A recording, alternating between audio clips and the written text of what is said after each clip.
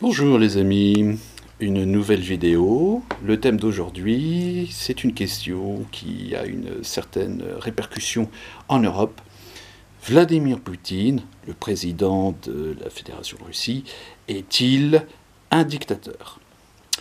Alors si on considère la question d'un strict point de vue occidental, d'après nos critères de démocratie, il a tout pour nous faire croire qu'il est un dictateur. Il s'appuie sur un fort parti politique, il s'appuie sur un très fort contrôle des médias, il fait croire qu'il y a une opposition, et en fait quand on regarde c'est une opposition qui ressemble plus à un capharnaüm qu'autre chose. Bon, Vladimir Poutine apparaît dans la vie politique russe à la fin des années 90. Il devient président en 2000, et donc si on fait le calcul, ça fait 18 ans que, d'une manière ou d'une autre, il exerce un pouvoir apparemment sans partage. Pouvoir qui s'appuie sur la toute-puissance des services secrets russes, l'ex-KGB, aujourd'hui le FSB, et puis, il a mis au pas les oligarques, ces milliardaires russes qui avaient manifesté des velléités de prendre le pouvoir à leur profit. Voilà, un petit peu un tour rapide d'horizon à la limite de la caricature, et c'est comme ça que en Occident on a pris l'habitude de représenter Vladimir Poutine. Ceci étant dit, ne perdons pas de vue que c'est le chef d'un État qui a une histoire très particulière.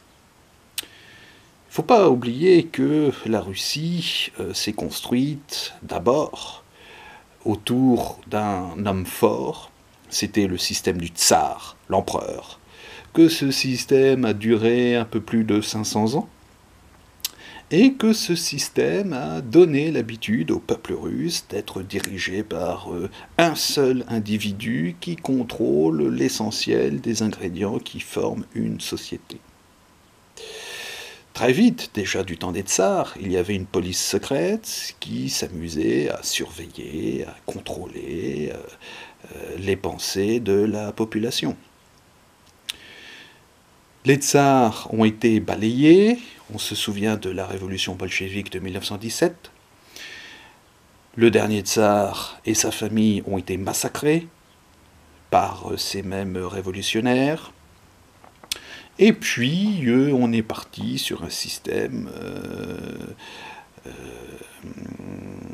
que Lénine a mis en place et que Staline a perfectionné, un système qui en fait reprend les ingrédients de la puissance tsariste, mais amplifié, perfectionné, et on est arrivé à ce qu'on a appelé une dictature totalitaire, avec toujours un seul chef, un culte du chef,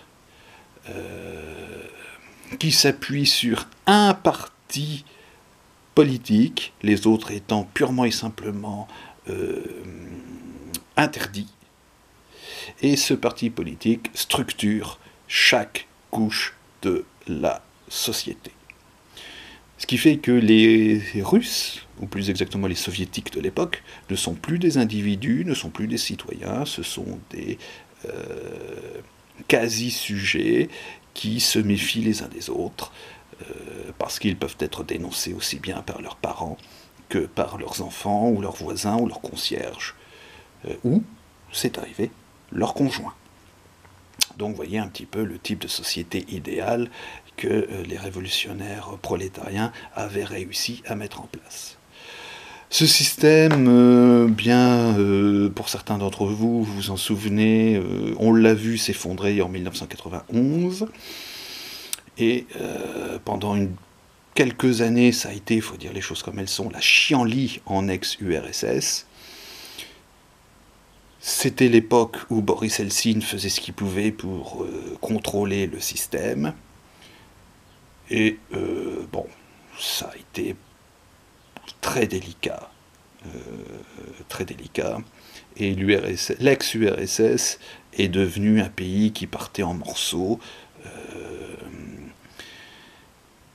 Depuis, Poutine s'est mis en place, il a mis en place son système, et bon, d'un point de vue russe, il faut reconnaître que ça va un petit peu moins mal qu'à une certaine époque. La preuve, la Russie est en train de revenir très fort sur la scène internationale.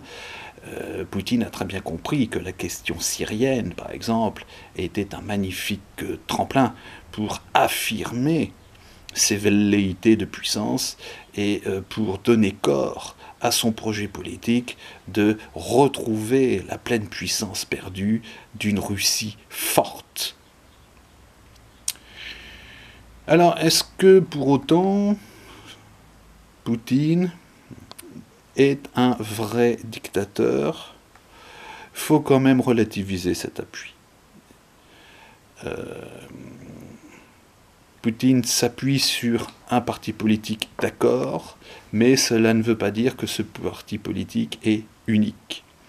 Il y a une survivance du Parti communiste russe, il y a d'autres partis qui se sont créés, qui vivotent en fonction de leurs mécènes, en fonction des difficultés aussi que le pouvoir officiel leur met en travers de leur route. Donc tout cela atténue ce qui s'est passé par le passé. Autre point, vous avez maintenant des manifestations assez régulièrement qui ont lieu, des manifestations plus ou moins importantes. Au temps des soviets, il était hors de question de manifester sa désapprobation. Au mieux, c'était son billet aller simple pour le goulag, les camps où on enfermait, on voulait oublier les opposants au régime. Au pire, c'était une exécution sommaire dans les caves du KGB. Voilà. Et puis, il y a des choses un petit peu plus symboliques. Le fait que les Russes peuvent voyager sans entrave. Vous imaginez, avant la chute de l'URSS, si vous vouliez rendre votre visite à votre tante dans la ville à 20 km de chez vous, il fallait solliciter un passeport spécial, une autorisation spéciale de voyage. Ça pouvait prendre quelques semaines. C'était un petit peu plus rapide si vous preniez soin de mettre un bakchich dans votre dossier, dans vos formulaires. Voilà. Maintenant, vous demandez un passeport, vous l'obtenez et vous pouvez quasiment faire un tour du monde sans que cela pose problème. Et puis, il y a l'arrivée d'un nouvel outil, Internet, avec les réseaux sociaux. Bon, le FSB essaye de filtrer, de masquer, de magouiller pour essayer d'asseoir un semblant de contrôle sur ce qui se passe sur les réseaux sociaux en Russie, mais c'est relativement compliqué. Donc, dire que Poutine est un dictateur absolu qui contrôle tout, faut arrêter le délire, quoi. Faut arrêter le délire. Ça fait peut-être plaisir à certaines élites à Washington qui ont tout intérêt à mettre le bazar sur le continent européen. N'oubliez jamais cet adage en politique, diviser pour mieux régner, mais il faut analyser les choses d'une manière un petit peu plus subtile, un petit peu plus raisonnable. Alors, quel est l'avenir de la Russie? Parce que tôt ou tard, Poutine, il n'est pas immortel, il va devoir passer la main. Ben, ne perdons pas de vue aussi que Poutine est un ancien des services secrets et que en homme d'État pragmatique, il a pris soin de ménager les meilleures places du système pour les cadres du FSB. Donc la succession de Poutine va se faire avec l'accord du FSB, et probablement que son successeur sera même issu des membres du FSB, ou ce sera quelqu'un qui sera plus ou moins sous l'influence du FSB. Donc il n'y a pas de raison pour que les choses changent. Voilà, et n'oubliez pas ce qu'on a développé dans une précédente vidéo, quelle est la vraie première puissance mondiale. Il y a un certain nombre de cartes sur le jeu mondial qui sont en train d'être rebattues, et Poutine prend soin de nouer des partenariats avec la Chine, avec la Turquie, ce qui laisse à penser que nous les Européens, nous les Européens de l'Ouest, on est peut-être en train de louper un rendez-vous essentiel avec l'histoire pour faire plaisir à une puissance qui est en train de se déglinguer, qui est en train de partir en morceaux, qui est en train de faire n'importe quoi, la puissance américaine. C'est dommage, car nous avions une magnifique carte à jouer. Alors, sur ces quelques mots, je vous souhaite une bonne réflexion. Je vous souhaite de bien vous informer avec différentes sources d'informations. Et on se dit à très bientôt. Et n'oubliez pas, abonnez-vous!